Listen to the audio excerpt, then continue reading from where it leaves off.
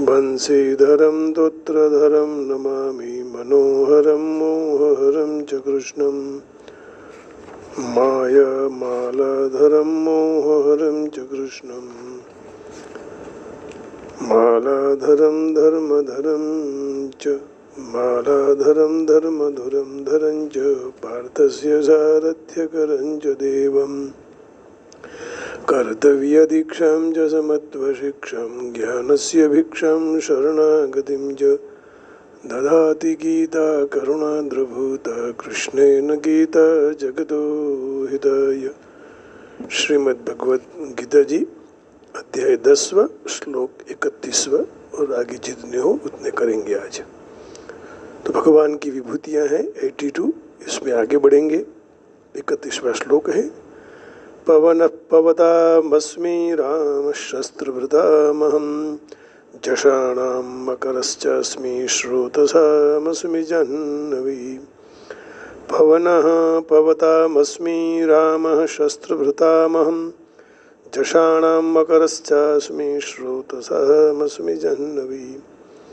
पवताम पवनः पावन करने वालों में वायु मैं हूँ। शस्त्रभृताम राम शस्त्रधारियों में श्री राम मैं हूँ।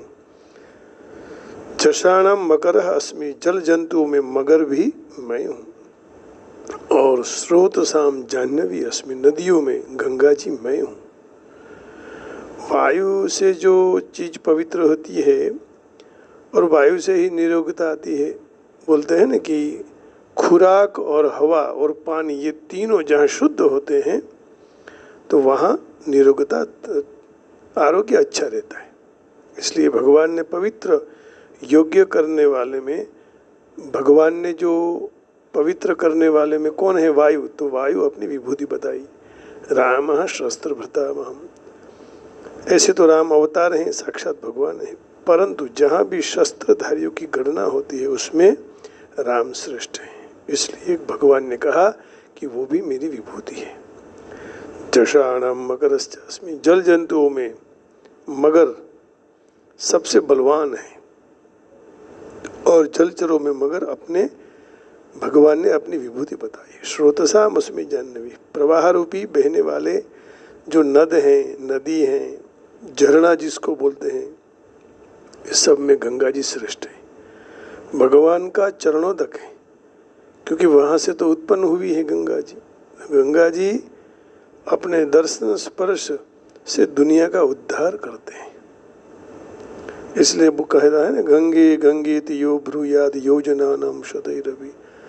कई 100 योजन से दूर भी आप गंगे गंगे बोल दो तो पावन हो जाओगे। जब मृत्यु किसी का हो जाता है तो मनुष्यों के अस्थि गंगा जी में छोड़ने जाते हैं तो वहाँ उनकी सद्गति हो जाती है। इसलिए भगवान ने कहा कि वो मेरी विभूति है। वास्तव में विभूतियों की प्रधानता न मानकर भगवान की ही प्रधानता माननी चाहिए, क्योंकि ये सब में विशेषता महत्ता जो दिख रही है वो परमात्मा से प्राप्त हुई है, क्योंकि भगवान से ही सबको सब कुछ मिलता है। 17वें श्लोक में अर्जुन के 2 प्रश्न थे। पहला, भगवान ने जानने की इच्छा थी, आपको कैसे मैं जान सकूं, वो मुझे कहो। भगवान ने कहा मैं तुझे संक्षेप में कहूँगा। दूसरा, जानने का उनको कहा कि कौन से भावों में मैं आपका चिंतन करूं। 2 उपाय तो हैं ही। अब विभूतियों में भगवान का चिंतन करना और चिंतन का फल परिणाम होगा सारी विभूतियों में मूल भगवान को तत्व रूप से जानना। कोई और कुछ है ही नहीं, जो कुछ भी है वह सारा तत्व रहस्य भगवान का है। तो शस्त्रधारियों में श्री राम को और वृष्णियों में वासुदेव भगवान अपनी विभूति बताई है। ऐसे तो समुदाय में विभूति रूप से श्री राम का वासुदेव का चिंतन करने के लिए बताया और उनके चिंतन का फल होगा श्री राम को और वासुदेव को तत्व के रूप से भगवान ही जानना। इसका चिंतन करने से भगवान ने तत्व से जानने के लिए सारी विभूतियों को विषय में समझना चाहिए। फिर फिर कोई भी हो, ब्रह्मा जी हो तो वो भगवान का स्वरूप ही है। संसार में जहाँ जहाँ भी कोई भी विशेषता, विलक्षणता, सुंदरता कोई भी दिखाई दे तो उसको वस्तु और व्यक्ति की हम मानेंगे तो उसमें फंस जाएंगे। भगवान की मानने का, भगवान ही सब कुछ कर रहे हैं, जो कुछ भी है भगवान का है, जो होने वाला भगवान का होगा, जो हो रहा है भगवान से हो रहा है। तो मनुष्य विशेषता आदि को संसार की मानकर उसमें संसार में फंस जाता है। इसलिए भगवान ने यहाँ मनुष्य मात्र के लिए कहा कि आप लोग विशेषता, सुंदरता आदि वस्तु और व्यक्ति की न मानो, परंतु मेरी मानो और मेरे पास से आई हुई ऐसा मानो। क्योंकि वही मेन, जैसे बिजली का मुख्य मथक रहता है ना, फिर वहाँ से बिजली ट्रांसफ़र होती रहती है। तो ऐसा ही भगवान का है, बिजली मथक, सारी बिजली वहाँ से चली जाए, लेकिन है कौन? बिजली का मेन मथक। ऐसा मानकर मेरा चिंतन करेंगे तो संसार का चिंतन छूट जाएगा। तो इस जगह मैं आ जाऊंगा। इसका परिणाम ये होगा कि आप लोग मुझे तत्व से जान सकेंगे, और मुझे तत्व से जान सकेंगे तो मुझ में दृढ़ भक्ति हो जाएगी। इसी अध्याय के 7वें श्लोक में भगवान कह रहे हैं, दृढ़ भक्ति करने के लिए मैं ही सर्वत्र हूँ ये मानना। एताम विभूतिम योगम च मम यो वेत्ति तत्वतः सो विकम्पेन योगेन युज्यते नात्र संशयः। सब भगवान है। एताम विभूतिम योगम च मम यो वेत्ति तत्वतः सो विकम्पेन योगेन युज्यते नात्र संशयः। जो भी मनुष्य मेरी विभूतियों की और योग शक्ति को तत्व से जान ले, अर्थात दृढ़ता पूर्वक संदेह रहित स्वीकार कर ले, तो वह निश्चल भक्ति योग से युक्त हो जाता है। उसमें कोई संदेह नहीं है। आगे के श्लोक में सर्गाणाम आदिरंतश्च मध्यम चैवाहमर्जुन अध्यात्म विद्या विद्यानां वाद प्रवदतामहम्।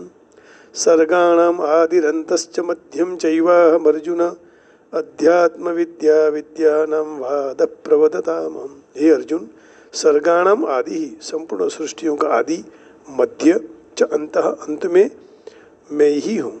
विद्यानाम अध्यात्म विद्या, विद्याओं में अध्यात्म विद्या माने ब्रह्म विद्या मैं हूँ। और प्रवदताम वाद, हम परस्पर शास्त्रार्थ करने वालों में तत्व निर्णय के लिए करने में जो आता है वाद, वो वाद भी मैं हूँ।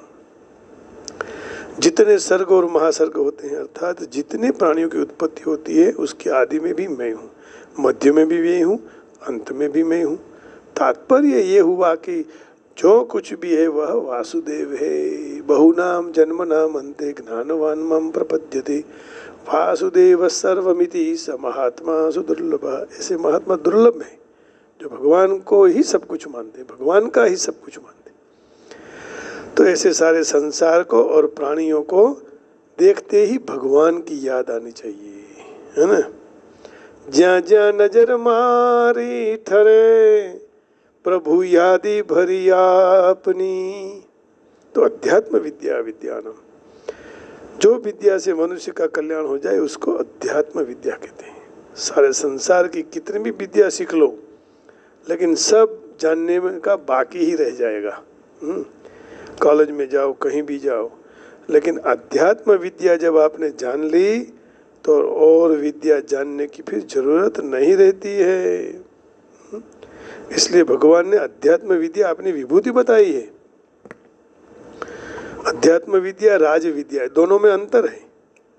और अध्यात्म विद्या में निर्गुण स्वरूप की प्रधानता है और राज विद्या में सगुण स्वरूप की प्रधानता है। संसार के अभाव करके निर्गुण परमात्मा को जानना ही अध्यात्म विद्या है। सारे स्थल, काल, वस्तु, व्यक्ति, परिस्थिति, घटना आदि में व्यापक रूप से नित्य निरंतर रहने वाले सगुण परमात्मा को जानना ही राज विद्या है। तो वाद प्रवदता, हम परस्पर जो शास्त्रार्थ होते हैं वो भी मैं हूँ। वाद, उसमें 3 प्रकार हैं। जल्प, युक्ति प्रयुक्ति से अपने पक्ष का मंडन और दूसरे पक्ष का खंडन, और अपनी पक्ष की जीत दूसरे पक्ष की हार कराने की भावना से जो शास्त्रार्थ करने में आता है उसको जल्प कहते हैं। वितंडा, कोई भी पक्ष को न रखकर केवल दूसरे पक्ष का खंडन करने में ही शास्त्रार्थ, उसको वितंडा कहते हैं। और वाद, बिना कोई पक्षपात केवल तत्व निर्णय को के लिए परस्पर में शास्त्रार्थ विचार विनिमय करते हैं, उसको वाद कहते हैं। इसलिए वादे वादे जायते तत्वबोधः, जब वाद होगा तो उसमें विवाद नहीं करना है, तत्वबोध निकलना है। उपरयुक्त तीन प्रकार के शास्त्रार्थ में वाद सर्वश्रेष्ठ है, और इसलिए भगवान ने कहा कि वो मेरा दिखाया है, मेरी विभूति है। लौकिक विद्याओं में अध्यात्म विद्या, आत्मज्ञान सर्वश्रेष्ठ है। और देखिए आप गीताओं के सब अध्याय में भी पुष्पिका में ब्रह्म विद्या बताई है। अध्यात्म विद्या अर्थात आत्मज्ञान को अपनी विभूति कहने का कारण यह कि सबसे सरल है, सुगम है, अपने प्रत्यक्ष अनुभव की बात है, और इसको करने में, समझने में, प्राप्त करने में कोई मुश्किल नहीं। इसमें करना, समझना, प्राप्त करना, लेना, ये सब कुछ लागू ही नहीं पड़ता, क्योंकि यह नित्य प्राप्त है। जागृत, स्वप्न, सुसुप्ति आदि अवस्थाओं में हर हमेशा उनका जैसे वे वैसे विद्यमान है। आत्मज्ञान प्रत्यक्ष है ना। आत्मज्ञान परोक्ष नहीं है, अपरोक्षवादी न, तो प्रत्यक्ष आत्मज्ञान होता है। दूसरी कोई बात हो तो वो प्रत्यक्ष दिखाई देगा, लेकिन आत्मज्ञान अपरोक्षानुभूति है। तो इसमें आत्मज्ञान कैसे प्राप्त हो, तब शास्त्रों में कहा है कठोपनिषद में कि आप धीर बनो, कश्चित धीर रहा, कोई धीर हो गया तो प्राप्त कर सकता है, ऐसे ही आत्मज्ञान प्राप्त नहीं होगा। धीर बनना पड़ेगा। और धीर कौन है कि जो नदी को भी फिर वापिस पर्वत पर चढ़ा दे, अग्नि में पुष्प को उगा दे, कमल को।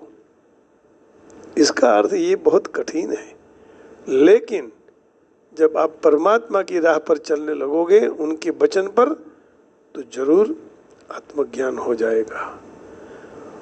और इंद्रियों को वापिस ले लेना है। जैसे हम गाड़ी चलाते हैं तो गियर कैसे वापिस लेते हैं, आँख का रूप जो है वो देख रहा है, देख रही है बाहर का, उसको अंदर ले लो, माने इंद्रियों को वापिस ले लो, रिवर्स गियर में डाल लो, तो क्या होगा, इंद्रियां शांत हो जाएगी, विक्षेप नहीं होगा।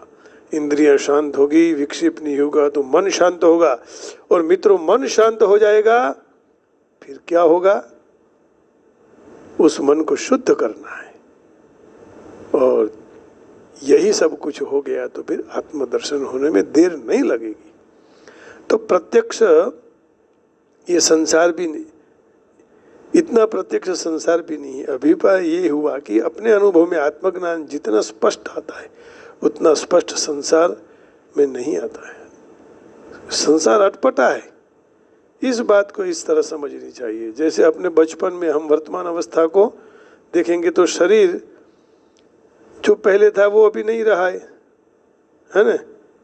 एज हमारी आदत नहीं रही, भाषा भी वही नहीं रही, व्यवहार भी वही नहीं रहा, स्थान भी वही नहीं रहा। कल 2-3 महीने पहले भारत में थे, भागवत विद्यापीठ में, आज यहाँ बैठे हैं।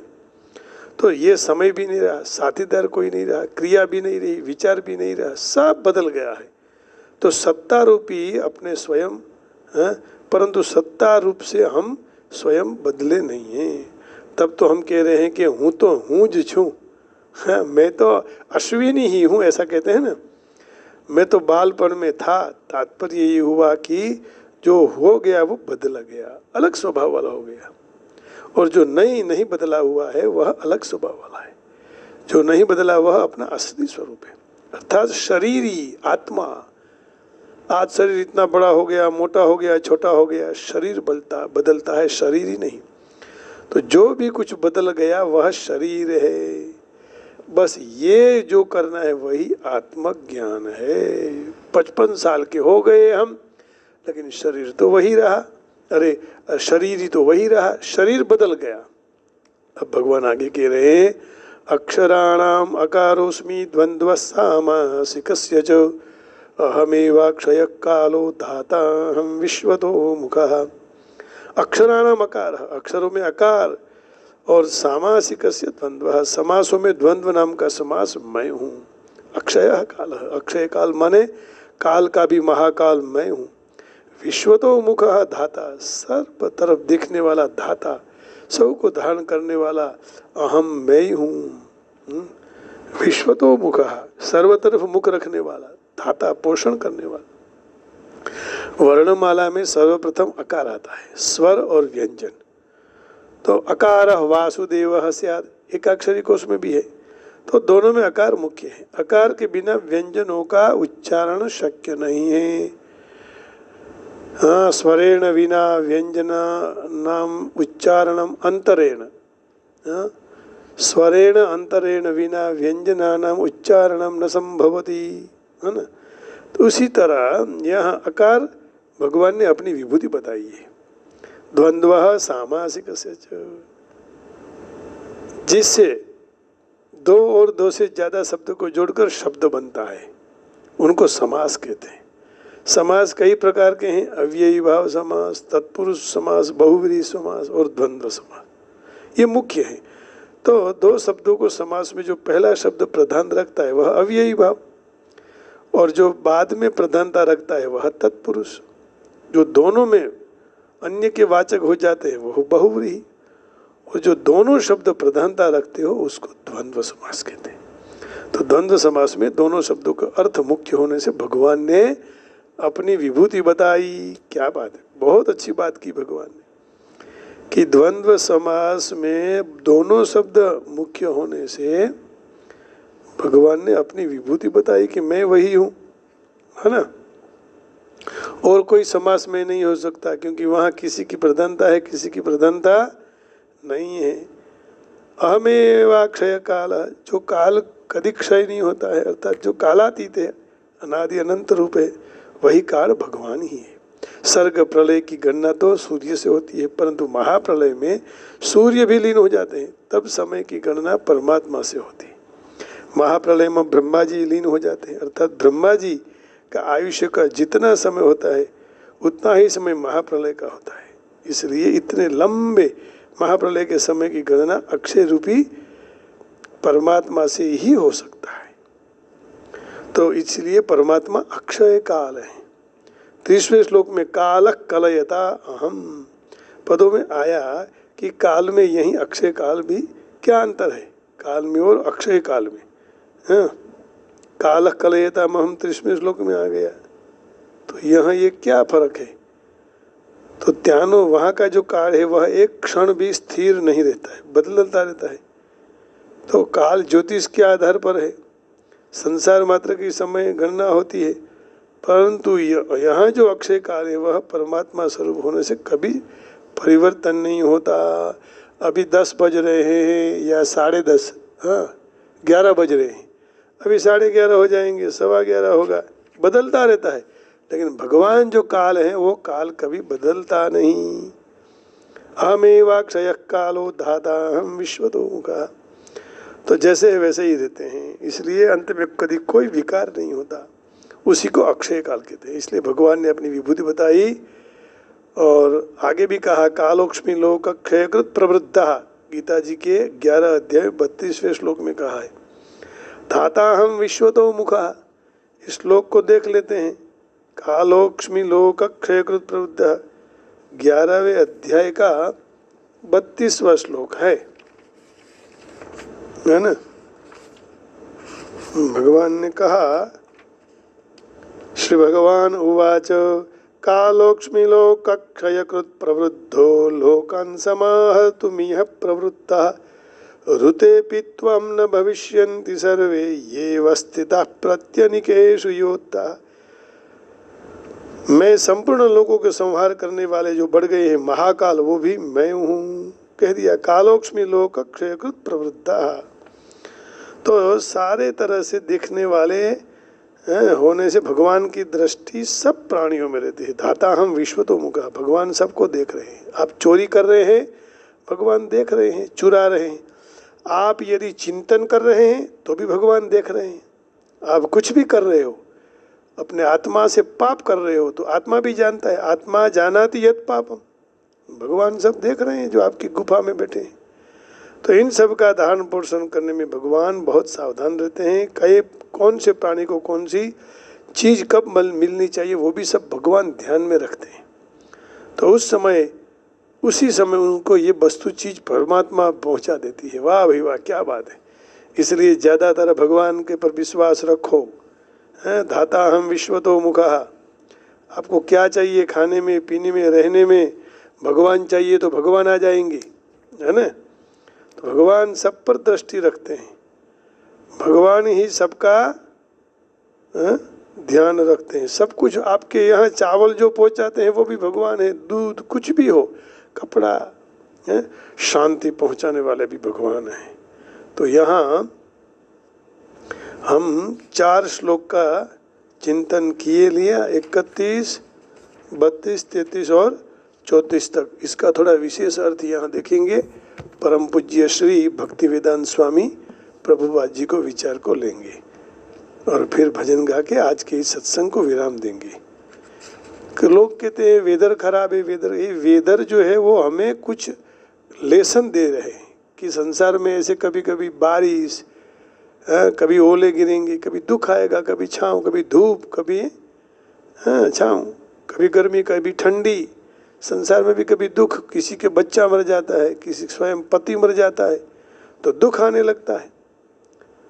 तो ये कठिनाइयाँ जो हैं संसार की, ये वेदर से हम जान सकते हैं, कष्ट क्लेश। तो इससे नाराज मत होइए, ये भगवान की ही कृपा है। तो समस्त जलचरों में, बड़े बड़े जलचरों में एक मनुष्य के लिए सबसे घातक कौन है? मगर। तो वो भी कृष्ण का प्रतिनिधित्व कर रहे हैं। सर्जनों में सर्वप्रथम समग्र भौतिक तत्वों का सर्जन होता है। आगे समझा दिया कि जगत महाविष्णु, गर्भोदकशायी विष्णु, क्षीरोदकशायी विष्णु है, इससे संचालित होता है। जगत महाविष्णु पहले कहा है, गर्भोदकशायी और क्षीरोदकशायी, इससे जगत का संचालन होता है। फिर श्री जी द्वारा उसका संवार, ब्रह्मा जी के द्वारा गौण, ब्रह्मा जी गौण सृष्टा है, सर्जन पालन संहार, ये सर्व अधिकार परमेश्वर के भौतिक गुणों के अवतार हैं, है ना। तो परमेश्वर सर्वजनों के आदि, मध्य और अंत है। उच्च शिक्षण के लिए ज्ञान के अनेक ग्रंथ हैं, जैसे 4 वेद हैं, वेदांत है, वेदांत सूत्र है, तर्क ग्रंथ है, धर्म ग्रंथ है, पुराण है, कुल 14 प्रकार के ग्रंथ हैं। इनमें से अध्यात्म विद्या विषयक जो ग्रंथ है, खास करके वेदांत सूत्र, ये भगवान का प्रतिनिधित्व करते हैं और कोई नहीं, है ना। तर्क शास्त्रियों में कई अलग अलग प्रकार के तर्क होते हैं, तो उनके प्रमाण के द्वारा तर्क की पुष्टि, जिनसे विपक्षों का समर्थन होता है, उसको जल्प, अपने विरोधी को मात्र पराव करो, उसको वितंडा, और निर्णय को, वास्तविक निर्णय को वाद कहते हैं। तो अब आगे भी ये कहा कि अकार अक्षर मैं हूँ वैदिक वर्णमाला में। राम कृष्ण, ये दोनों, रामश्च कृष्णश्च राम कृष्णौ, तो द्वंद्व समास में वो भी मैं हूँ। काल के कृष्ण ही प्रतिनिधि हैं और सर्वभक्षी भगवान ही, मृत्यु भी होता है वो भगवान से ही होता है, भगवान ही आते हैं। तो मनुष्य जन्म लिया, फिर हर क्षण मृत्यु होता रहता है उसका, हर क्षण। हमारा अभी मृत्यु चालू है ना।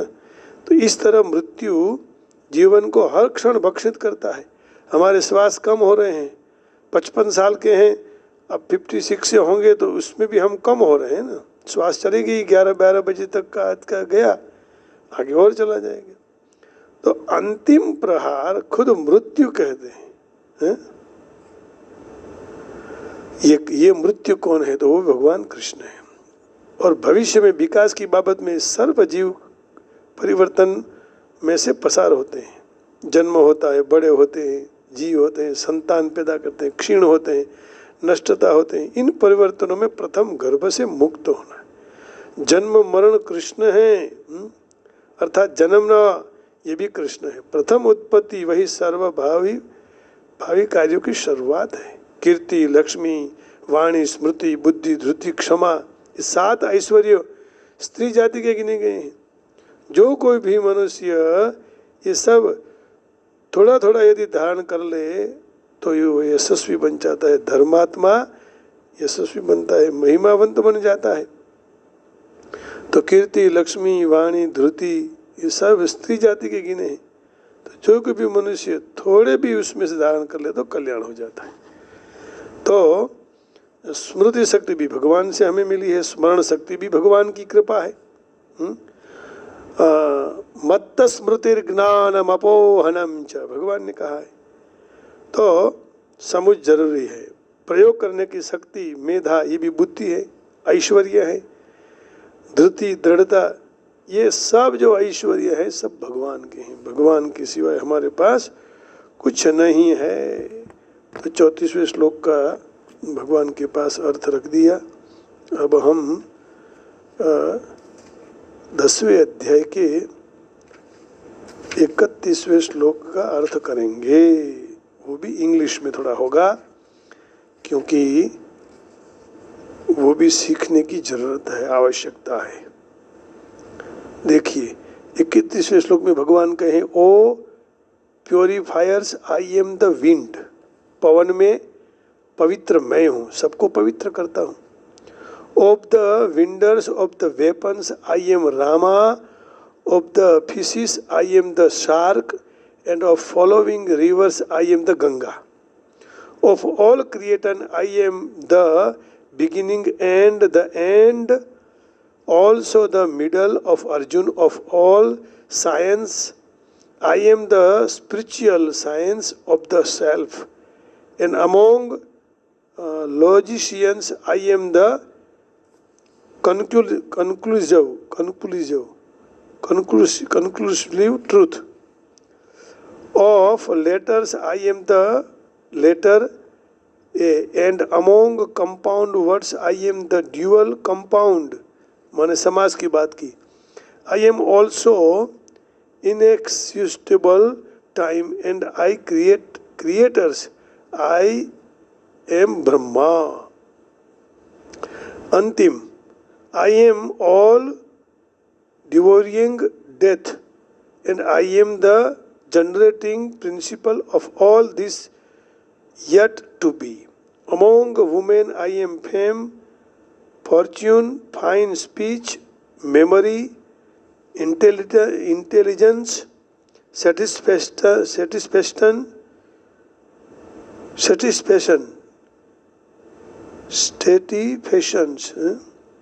steadfastness, and patience, सब मैं कुछ मैं ही हूँ, ये भगवान ने कह दिया। और कुछ है नहीं संसार में, तो और कहीं भटकना छोड़ दो, भगवान को ही पकड़ लो, है ना। और भगवान को पकड़ लिया तो फिर किसी को पकड़ने की जरूरत नहीं है। भगवान खुद बोल रहे हैं मुझे ठाकुर जी नहीं होना है, क्योंकि पुजारी लोग बांध के रख देते हैं ना, बाहर जाने नहीं देते हैं। ये खाओ, वो पियो, अभी उठो, अभी आरती की, कपड़े पहनाऊँ, स्नान कराऊँ, है पंचामृत पियो, बंटा जी सुबह में खाओ, भोग धरा, उत्थापन में फल, ये बाहर जाने का ही नहीं देते। इसलिए कहते हैं ठाकुर जी नथी थाऊं ए घड़वैया मारे, ठाकुर जी नथी थाऊं, ठाकुर जी ए नथी थाऊं, घड़वैया मारे, ठाकुर जी नथी थाऊं। टाँचमा लई टाँचड़ू ने भाई रे, ए घड़वैया मारे, ठाकुर जी नथी थाऊं। धड़ धींगाणे जना माथा महाणे, हे धड़ धींगाणे जना माथा महाणे, एवा पाड़िया थईने रे पूजावूं, घड़वैया मारे, ठाकुर जी नथी थाऊं। ये घड़ने वाले को, मूर्तिकार को भगवान कह रहे हैं, घड़वैया मारे ठाकुर जी नथी थाऊं। होम हवन के जप रे जाप थी, मारे नथी पधराऊं। होम हवन के ए जप रे जाप थी, मारे नथी पधराऊं। जी बेटा के बाप ना मोढ़ा ना भाड़िया, एना कुमड़ा हाथे खोड़ाऊं रे घड़वैया मारे ठाकुर जी नथी थाऊं। बेटा के बाप ना मोढ़ा न भाड़िया, एना कुमड़ा हाथे खोड़ाऊं रे, हे जी हे घड़वैया मारे ठाकुर जी नथी थाऊं। पीड़ा पीताम्बर जर कसी जमा मारे, वाघा मा नथी वीटड़ाऊं।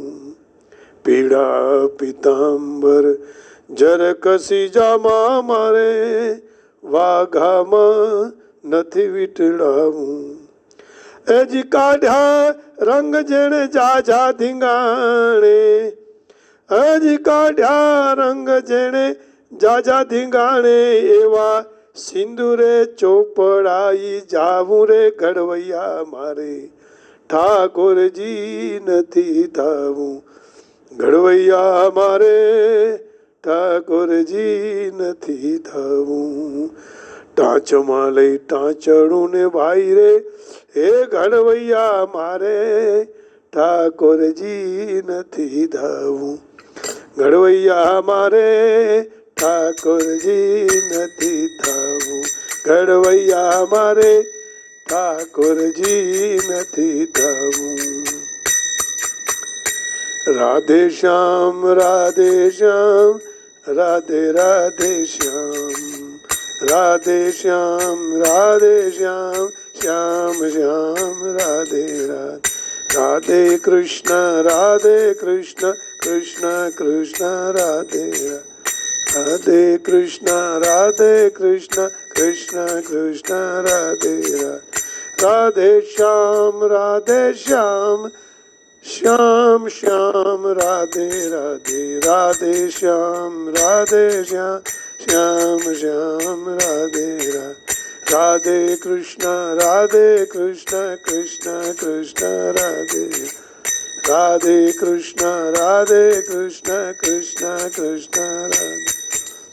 राधे श्याम श्याम श्याम राधे। राधे श्याम श्याम श्याम राधे। राधे कृष्ण कृष्ण कृष्ण राधे। राधे कृष्ण कृष्ण कृष्ण राधे। राधे श्याम श्याम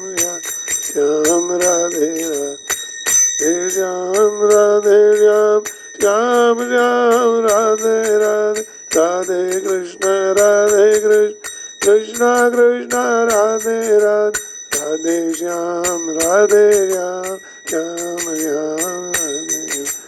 राधे श्याम श्याम राधे राधे।